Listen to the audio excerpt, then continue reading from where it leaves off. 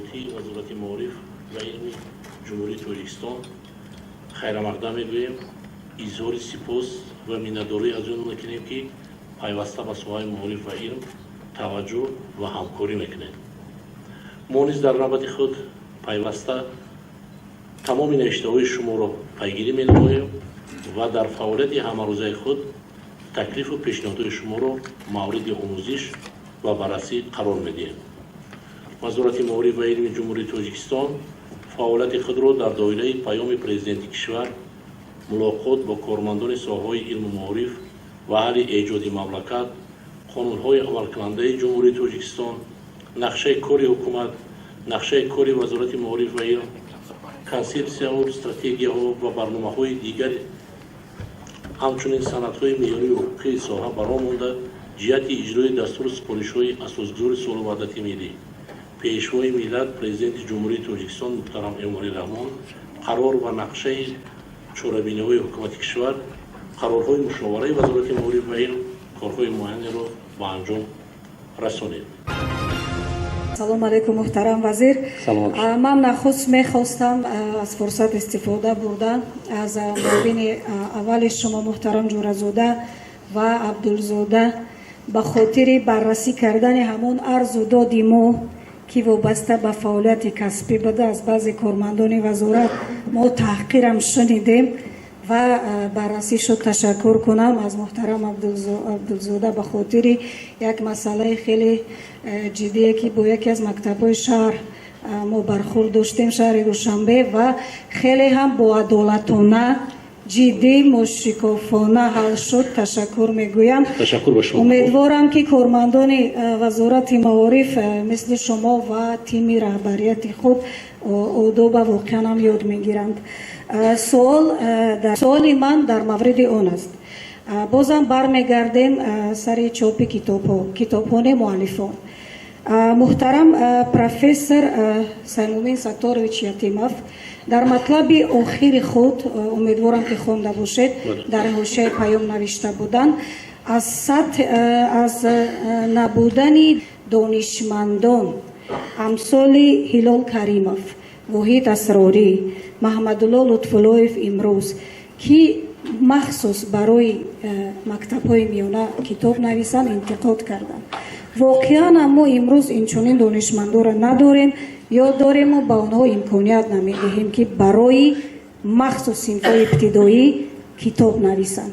масалан ман ёд дорам ки бо як китоби алифбои Ҳилол Каримов шояд як дусе насл ба воя расида бошам. Ташаккур. саломат бошед. нисбати мақолаи профессор Ятимов ки ин масъала дар вазорати маориф ва илми ҷумҳурии Тоҷикистон мавриди баррасӣ қарор гирифт, махсусан нисбати омӯзгорон. мо ҳозир дар боло ба ин саволоти шумо дар умум бигем ҷавоб додам.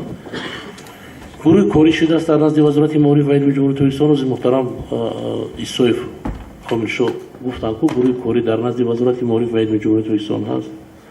дар асоси дар атрофи мо кор бурда истодем. мо аллакай озмуна эълон кардем, ба тамоми муассисаҳои таҳсилоти миёнаи умумӣ муроҷиат кардем ки мумкин шояд нафароне бошанд ки китоб навишта тавонанд, лекин мо дар борашон маълумот надорем. мо хостем ки аввал фикри ақидаи ҳамонҳоро гирем ва худи онҳо гӯянд ки ҳамин омӯзгор ё ки ҳамон нафаре ҳаст ки китоба метавонад навишта, фикри ақидаи хубам дошта бошад, ки як чизи нав нависем.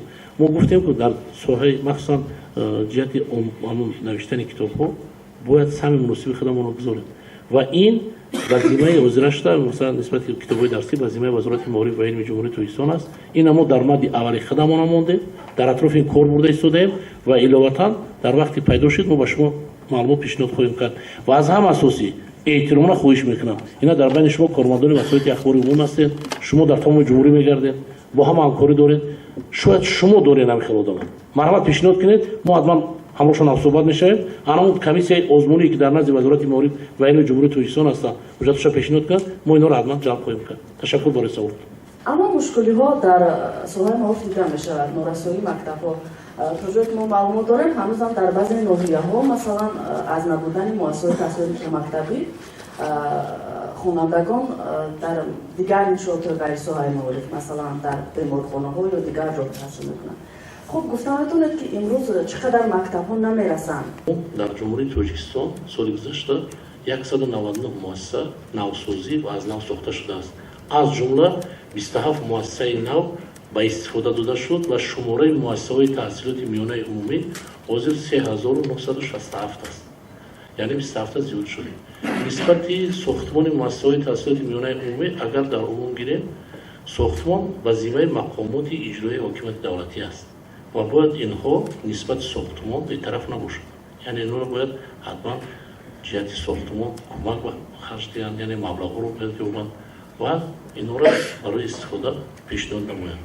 нисбати муассисаҳои томактабӣ аз ҷониби ҳукумати ҷумҳурии Тоҷикистон нисбати рушди муассисаҳои таҳсилоти томактабӣ барномаи махсус қабул шудааст ва тибқи ин барнома то соли 2025 бояд 30% ҳамон кӯдаконе ки ба мактаб мераванд бояд ино ба таҳсил фаро гирифта шаванд. ҳозир тибқи маълумотое ки мо дорем 16%, яъне муассисаҳои таҳсилоти томактабӣ ба таҳсил фаро гирифта шуданд. қайд кардан ба мавриде аст ки аз ҷониби вазорати маориф ва илми ҷумҳурии Тоҷикистон дар ҳамкорӣ бо шарикони рушд дар доираи амалгардонии лоиҳаи муштараки Бонки Исломии рушд, шарикии глобалӣ дар соҳаи маориф оид ба татбиқи стратегияи рушди соҳаи маориф, лоиҳаи сохтмон аз навсозии иншооти соҳаи маориф амалӣ шуда истодааст ва дар ноҳияи Муъминобод сохтмони 4 бинои муассисаи таълимӣ ба нақша гирифта шудааст ва айни замон анам мактаби рақами 7 деҳаи Туту аст. дар ҳамон деҳа сохтмони мактаб идома дорад. айни замон корҳои сохтмонӣ дар ошёнаи дигам қарор доранд ва дар назар аст ки ин бинои муассисаи таълимӣ соли 2023 мавриди истифода барои қарор дода шавад. инчунин дар деҳаи Сангдара мактаби рақами 5, деҳаи Бустон мактаби рақами 10 ва деҳаи Навбаҳор мактаби рақами 37 ин сохтмон идома дорад. соли гузашта тахминан 617 миллион сомон барои сохтмони ҳамин биноҳо сарф шудааст ва аз ин зиёда аз 50%ша махсусан бо маблағи бюджет аст, аз сӯи бюджети давлат аст. яъне зиёда аз 307 миллион сомони ҳамин аз сӯи бюджети давлат маблағгузорӣ шудааст. нисбати масъалаи дигар сифати таҳсилот вобаста ба ин муовини вазир муҳтарам Абдузода ҷавоб медиҳад. нараванд. вобаста ба ин масъала вазорат тадбирандешӣ намуда истодааст. иштироки фаъолони хонандагон дар олимпиадаҳои ҷумҳуриявӣ, байналмилалӣ ва ҷаҳонӣ, дохилшавии хатмкунандагон ба муассисаҳои таҳсилоти олии касбӣ ки тавассути озмон аз ҷониби намояндагони донишгоҳҳои хориҷи кишвар гузаронида мешавад ва пешниҳодҳои субтестҳои маркази миллии тестӣ гувоҳи он аст ки нисбати солҳои пешин сифати таҳсилот рӯ ба афзоиш дорад. вале мо ба ин қонеъ шуда наметавонем. ҷиҳати боз ҳам беҳтар ва ба талаботи замони муосир ҷавобгӯ намудани сифати таҳсилот аз тарафи вазорати маориф ва илми ҷумҳурии Тоҷикистон чораандешӣ рафта истодааст. хоб ва як чиза хотиррасон кардан дар кор ки муҳтарам васоити ахбори омма, сифати таҳсилот фақат як ташкилу баргузор намудани мониторинги сифати дониш нест, зеро инҷа маҷмӯи муносибатҳое ҳаст ки мо аз рӯи он сифати дониша дар миқёси ҷумҳурӣ баҳогузорӣ мекунем. Да, на пространстве СНГ. Вот в связи с этим, какие национальные или государственные программы будут намерены реализовать в Таджикистане, образовательные, национальные или государственные? Спасибо. Нами составлен план мероприятий по данному вопросу.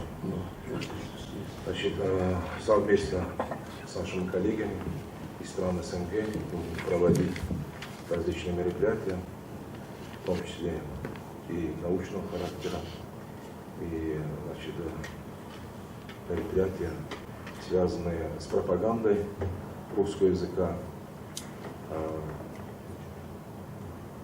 сотрудничество между странами СНГ и России, в том числе Таджикистана, и другие, значит, мероприятия, которые будут проводиться опять же совместно с нашими коллегами из стран СНГ, а также, значит, с другими министерствами, в том числе Министерство культуры.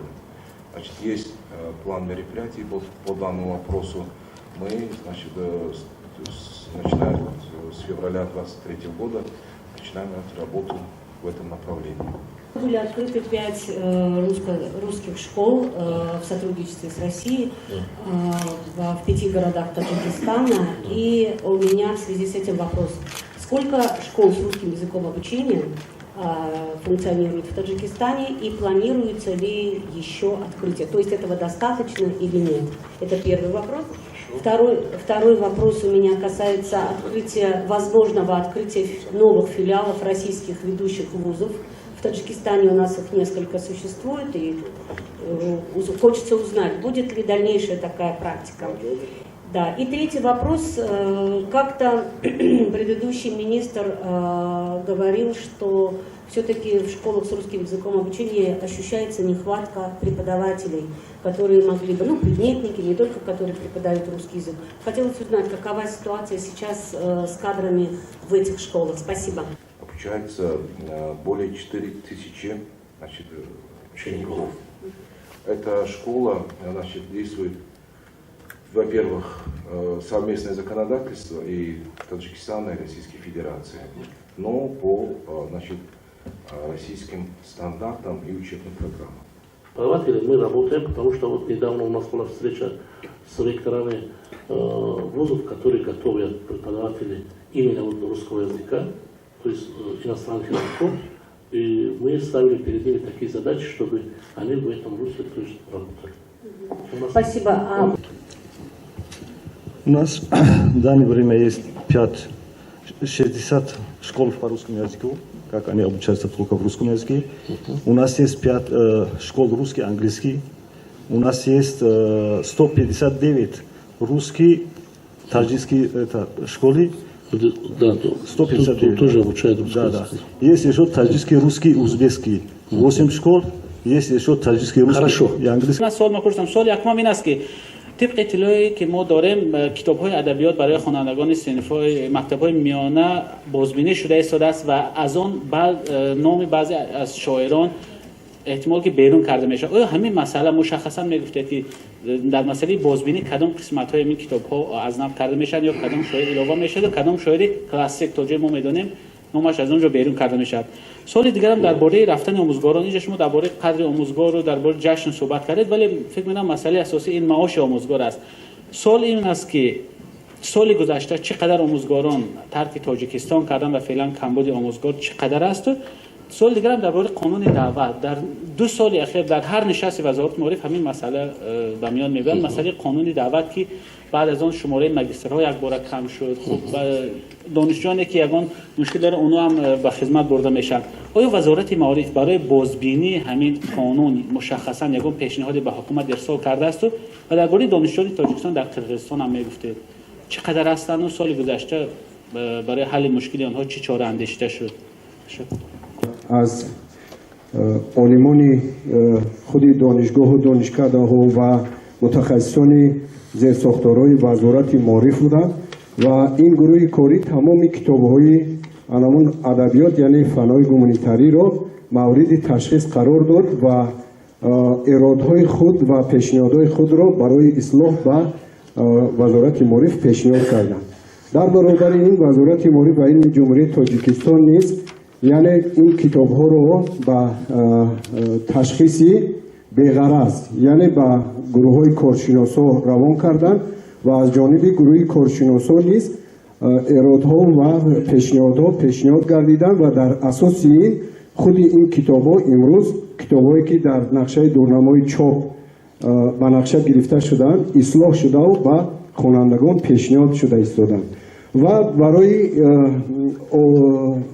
انتخاب مؤلفان در آینده یعنی اعلان داده شده است 2 بار من باید قید کنم که پژوهش رشد معارف برای انتخاب همون مؤلفان اعلان داد و برای انتخاب مؤلفان از جمله متخصصان جوان و اون مؤلفانی که در مکتب کار میکنند و متدیست هستند و خودی همون مضمون محتوای کتاب را که به سن سال خواننده مطابق است بهتر خوبتر میدوند ما میخواهیم که از جمله همین مؤلفان هم در برابر مؤلفای عمل کننده باید باشد و در برابر اونه که شما میگویید که مثلا کدام شاعر از این نامگوی همون شاعرایی که در ادبیات آمده است میبرارند. این کاری خودی همون متخصصا هستند که در آینده چنانه که استاد معاون اول قید کردن در نظر است که بنابرای برنامه ها و نقشه های تعلیمی تجدید نظر می شوند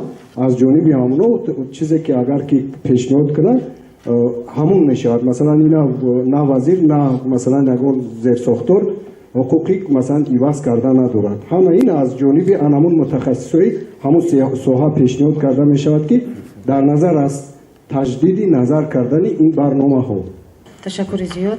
محترم نمایندگان وسایل اخباری عامه، چطوری که به همگان معلوم است 2 سال قبل قانون جمهوری تاجیکستان درباره خدمت حربی به تصویب رسید که طبق آن یک قدر تغییر و ایلوها در آنجا وارد کرده شده است که ماگیسترانتان و همزمان چطوری که در سوال درج گردیدن آن دانشجویانی که مشکلات دارد به صف قواهای مسلح حربی دعوت کرده می شود.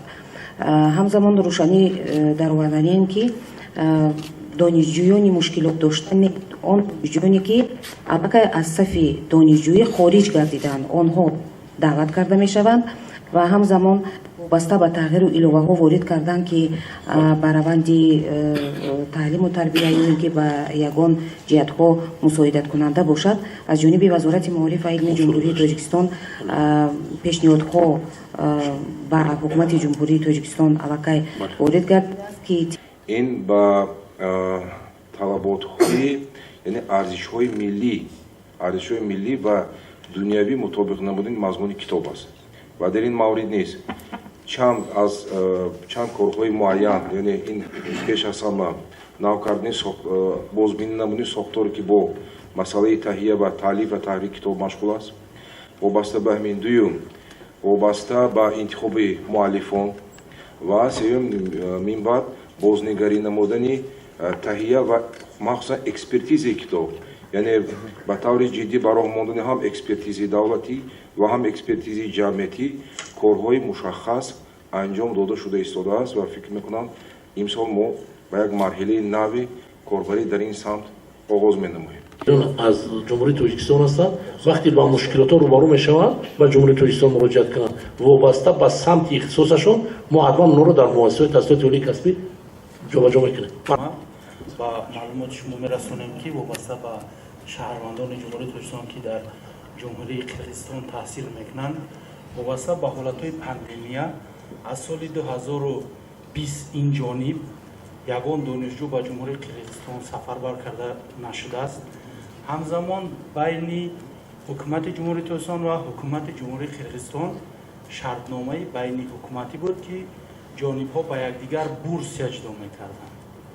بنابر حالتی وضعیتی که به همه نمایندگان وسایل اخبار عامه معین است آشکار است طرف‌ها به جانب یکدیگری بورس اجرا نکردند در سال 2022.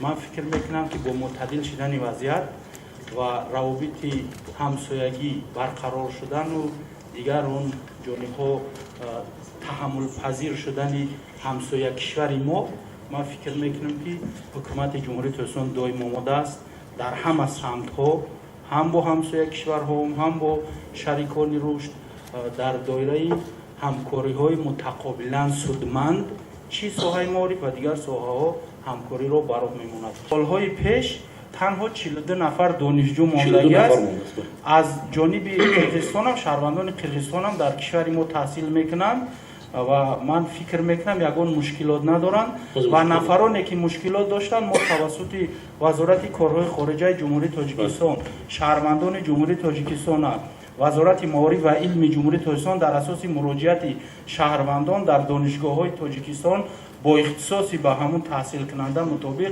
انتقال دادن یگان مشکلات نیست. باز شما درباره موقع آموزگار و بلند برداشتن موقع آموزگار گفتید آیا اگر آمار دارید که چند فایز آموزگاران همین مؤسسه‌های تحصیلات میانه عمومی کشور از همین امتیازها برخوردار میشن و چند فایزش برخوردار نمیشن؟ همین گونه آمار هست یا نیست؟ соли дуввуми ман дар бораи тарки пеша кардани омӯзгорон ҳаст. Оё омор ҳаст ки дар соли 2022 чӣ теъдод омӯзгорон тарки пеша карданд ва оё сабабҳои ина шумо муайян кардед ё не? қайд кардем дар қонуни ҷумҳурии Tojikiston дар бораи маориф дар моддаҳои 52-53 имтиёзҳоро ба омӯзгорон пешбинӣ карда шудааст ва албатта имрӯз омӯзгорони ҷумҳурии Тоҷикистон аз ин имтиёзҳо бархурдор аст. Ман танҳо омореро ки дар соли 2022 ба аз ин имтиёзҳое ки пешбинӣ шудааст баён мекунам. яке аз имтиёзҳо ин қарзҳои имтиёзнок ба ҳисоб меравад ки дар соли 2022 318 омӯзгорон ба миқдори 1,800,000 сомонӣ аз ҳамин қарзҳои имтиёзнок истифода бурдагӣ ҳастанд. ва дигар имтиёз ин аст ки албатта ҳукумати ҷумҳурии Тоҷикистон ба омӯзгорони ҷавон барои таъмин будан бо замин, яъне ки заминҳои истиқоматӣ муайян кардагааст. Танҳо дар соли 2022 128 нафар омӯзгорон аз қитъаҳои замини назди ҳавлигӣ яъне таъмин гардиданд ки инам як дастгирӣ ба самти омӯзгорон мебошад. ва дигар имтиёзе ки барои омӯзгорони ҷавон пешбинӣ шудагааст, ин омӯзгорони ҷавон ба муддати 3 сол, яъне дар 3 соли аввали фаъолияташон бо 10% иловапулӣ ба музди маошашон илова мегардад ки миқдори ин омӯзгорон 10256 нафар омӯзгорон ба ҳисоб меравад. ва иловатан гуфтан ба маврид аст ки кодекси андози ҷумҳурии Тоҷикистон дар моддаи 353 кодекси андоз пешбинӣ шудааст ки омӯзгорон аз андози назди ҳавлигӣ озод мебошад. яъне чунин имтиёзҳо барои омӯзгорон пешбинӣ шудааст дар санадҳои меъёрии ҳуқуқи ҷумҳурии Тоҷикистон ва омӯзгорони мо аз ин имтиёзҳо бархурдор ҳастанд. эҳтиёҷот хеле гӯем ки муассисаҳои таҳсилоти миёнаи умумӣ бо кадр таъмин нест. ин хато мешавад, чунки мо дорем, таъмин кардем. ина мо эҳтиёҷот мегӯем, барои дар баъзе ҳолатҳо омӯзгороне ҳастанд ки тахассусашон мувофиқат намекунад, лекин ба пуррагӣ кӯшиш кардаем ки ҳамина барҳам дием ва ба сами шумо муҳтарам аҳли нишаст як сара сонем ки дар назди вазорати маориф ва илми ҷумҳурии Тоҷикистон соли гузашта ҳамин як куна ситод буд бо роҳбарии вазири маориф ва илм ва ин ситод боз аз нимаи дуюми моҳи январ ба кори худ шурӯъ кард. ва соли 2020 намояндагони вазорат гуфтанд ки ба ин низом соли 2023 мегузарем. соли 2023 ҳам фаро расид. гузариш ба низоми 12 сола чӣ шуд? Ба ин посух мегуфтед. ва ҳамчунин президент гуфта буд ки дар мактабҳо баҳогузорӣ ба тариқи балҳо роҳандозӣ шавад аз 1 то 10. ин чӣ шуд ва кай ба ин низом гузашта мешавад? на гуфтем не, мо эҳтиёҷот ба омӯзгор дорем. барои чӣ? мо омӯзгорро ба пуррагӣ таъмин кардагем, лекин омӯзгоре аст ки ғайри тахассус даст медиҳад. ғайри тахассус аст. мо нисбати нафароне ки ғайри тахассус аст бо тамоми роҳбарони муассисаҳои таҳсилоти олии касбӣ дастур шудааст. дар назди онҳо мераванд, агар кадомшон ки ба тариқи боҷавӣ мо имконат медиҳем ки рафта ихтисоси худаша иваз кунад. як ҷавоби мо дар ду саволи шумо мансуб аст. Масалан, ҳам оиди низоми 12 сола ва ҳам оиди низоми балӣ мегузошта аз тарафи маркази таълими методӣ аллакай корҳои бисёр назаррас сурат гирифт ва дар ин ҷа саҳми академияи рушди таҳсилоти маорифи ҷумҳурии Тоҷикистон аз бисёр созгор аст.